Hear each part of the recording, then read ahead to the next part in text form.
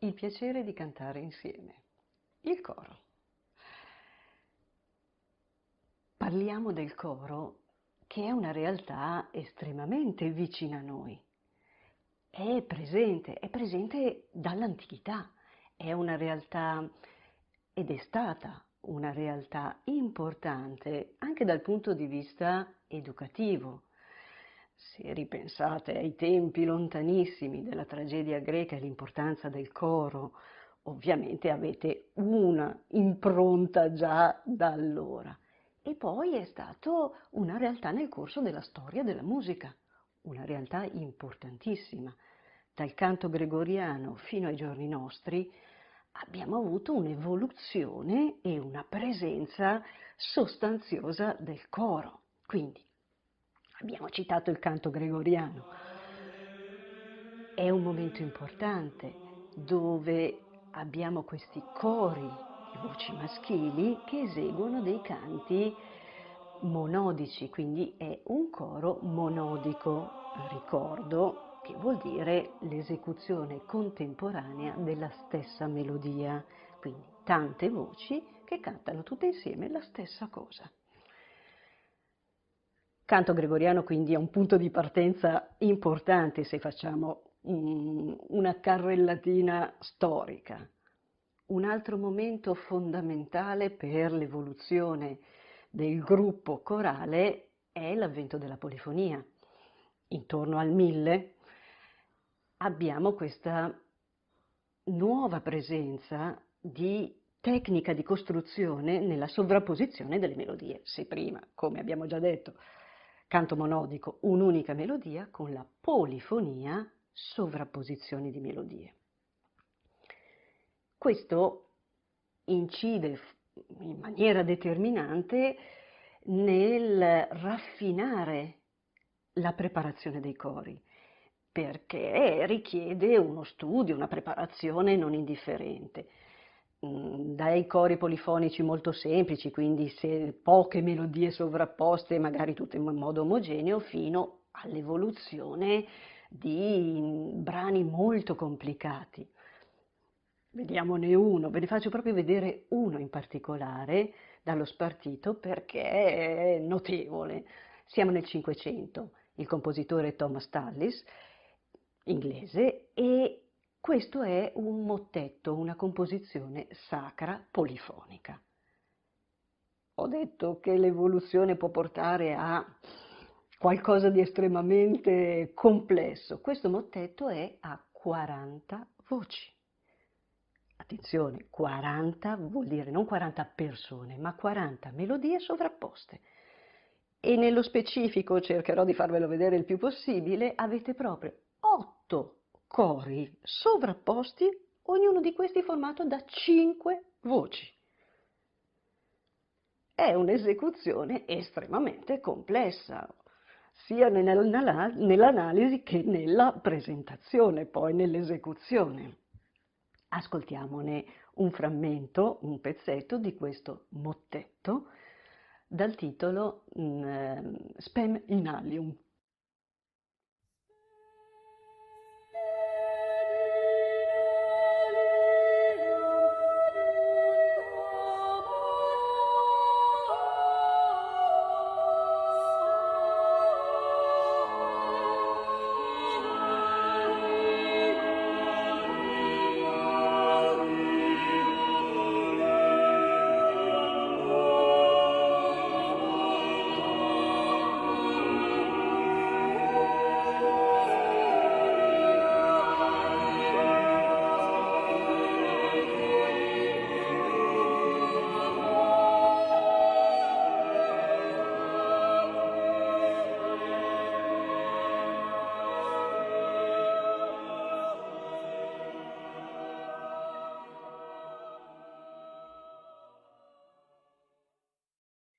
Abbiamo ascoltato una parte per comprendere quanto la polifonia richieda impegno, ovviamente, e nello stesso tempo abbiamo sentito un brano che seppur molto complesso, 40 voci non sono uno scherzo, però ha una pulizia e una delicatezza e una semplicità di impatto sonoro non indifferente. Un'altra tappa importante, la nascita del melodramma. Siamo nel 1600 e il melodramma ha dato, come dire, un apporto notevole al repertorio corale. Abbiamo tanti momenti nelle opere in cui abbiamo parti dedicate al coro. Qui scegliere cosa farvi sentire come esempio è immenso, ovviamente come per tutta la storia della musica negli esempi corali. Io vi ho preso due momenti diversi per mettere in evidenza quella che è l'emissione del coro.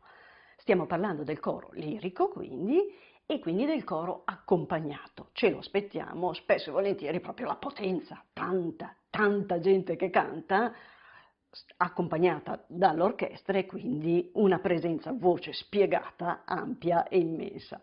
L'esempio perfetto, Chi del Gitano, dal Trovatore di Giuseppe Verdi.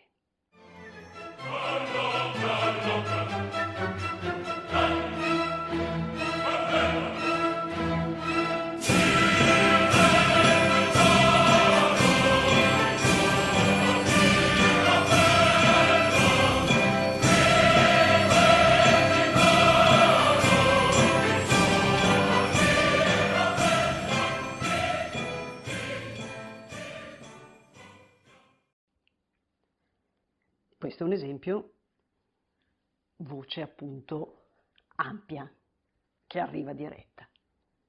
Un altro esempio, il coro a bocca chiusa. Qui abbiamo una tecnica di emissione molto complessa, cioè avere appunto la bocca chiusa e rendere comunque sonora l'emissione.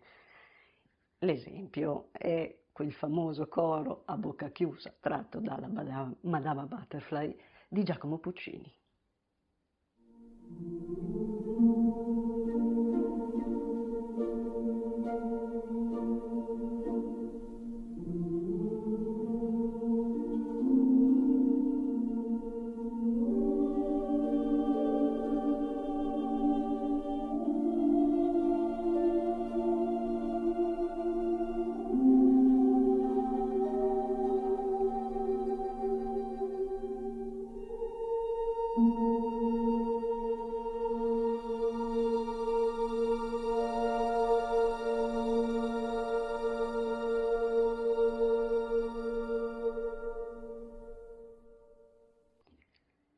Due tecniche diverse di emissione vocale. In questi esempi che abbiamo fatto finora abbiamo puntato più la nostra attenzione su un'evoluzione nel corso della storia, ma possiamo vedere il coro anche sotto altri punti di vista, che siano la sua proprio struttura o anche la sua specializzazione, quindi il suo repertorio.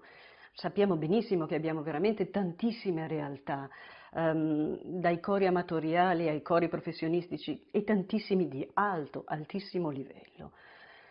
Se pensiamo alla struttura, quindi alle sezioni che compongono un coro, negli esempi che abbiamo già fatto ne abbiamo già avvertite varie tipologie. Nel canto lirico che abbiamo appena sentito, la struttura del coro era un coro misto, che vuol dire la presenza di voci sia maschili che femminili. Però possiamo avere anche quello che viene definito la struttura per voci pari, come il canto gregoriano, ad esempio, sentito in sottofondo, voci solo maschili oppure voci solo femminili, oppure come adesso sentiamo in sottofondo le voci bianche, che sapete essere le voci dei ragazzi, dei bambini, cioè quando non c'è ancora la trasformazione, la muta in voci adulte. Un coro che è molto presente, in questo caso un esempio di Adriano Banchieri, un madrigale, che è un esempio, un momento molto scherzoso, la capricciata a tre voci, quindi sempre un coro polifonico. Se pensiamo anche al repertorio, una grossa realtà l'abbiamo con il canto popolare. Il canto popolare è, ben sapete, molto presente ed è molto presente anche da un punto di vista regionale, con tradizioni personali, regionali e ben localizzate. Possiamo fare un esempio immediato, così abbiamo un ascolto, stiamo facendo una scorpacciata proprio di ascolti di tipologie di coro importanti, anche interessanti sicuramente. Il coro popolare che vi faccio sentire è un coro che ha fatto scuola, è il coro Sossata di Trento, e il canto che vi eseguono non ha bisogno di presentazioni.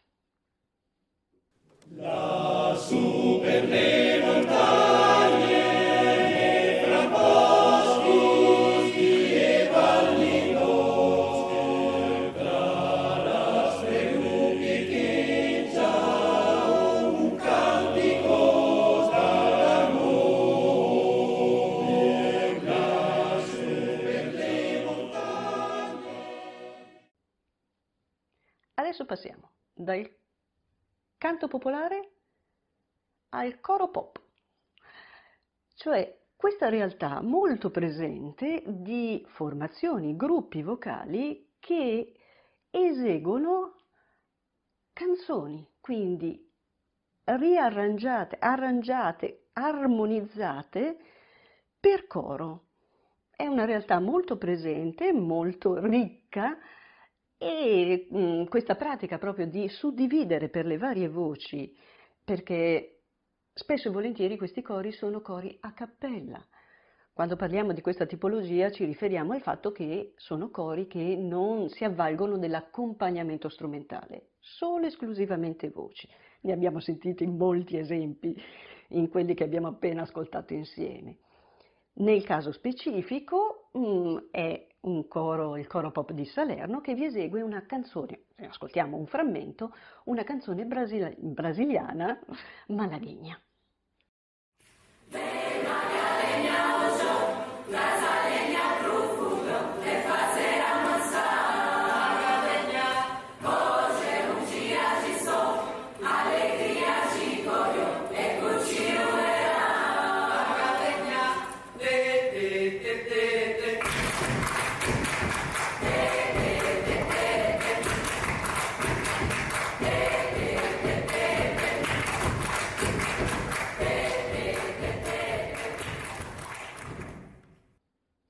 Mentre ascoltavo con voi credo di avervi detto Malagueña e non Magalegna.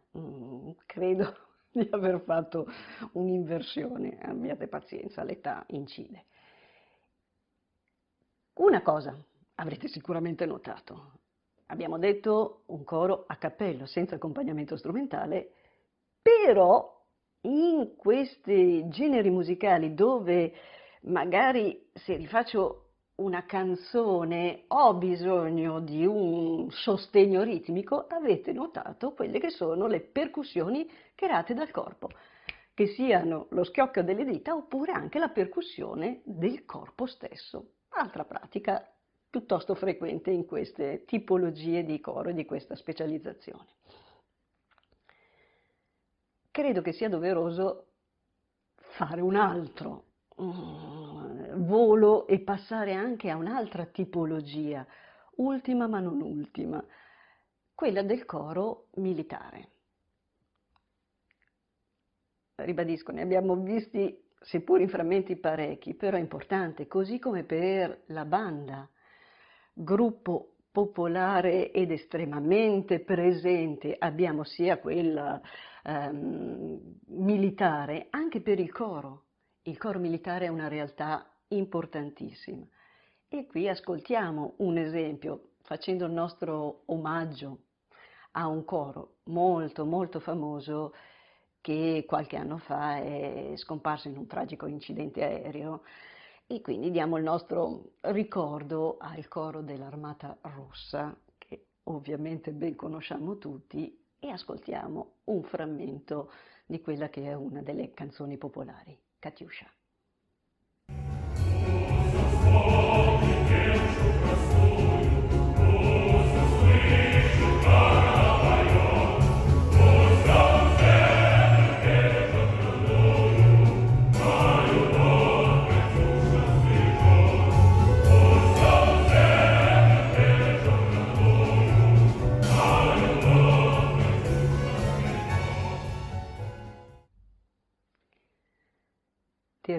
adesso questo incontro dedicato al coro, è importante anche parlare di un'altra specializzazione nel repertorio. Un coro che, se state vedendo poi questo video nel mese di dicembre, direi che cade anche a fagiolo proprio. E parliamo del coro gospel. Quando parliamo di gospel parliamo di musica sacra della tradizione afroamericana e i cori sono una presenza fondamentale, notevole, magari associati anche a delle voci solistiche, però il coro è una presenza importante. Quindi, lasciandovi e salutandovi e facendovi i miei più cari auguri in qualunque momento dell'anno voi siate e state guardando questo video, vi lascio una schermata finale con il canto O Happy Day. Alla prossima!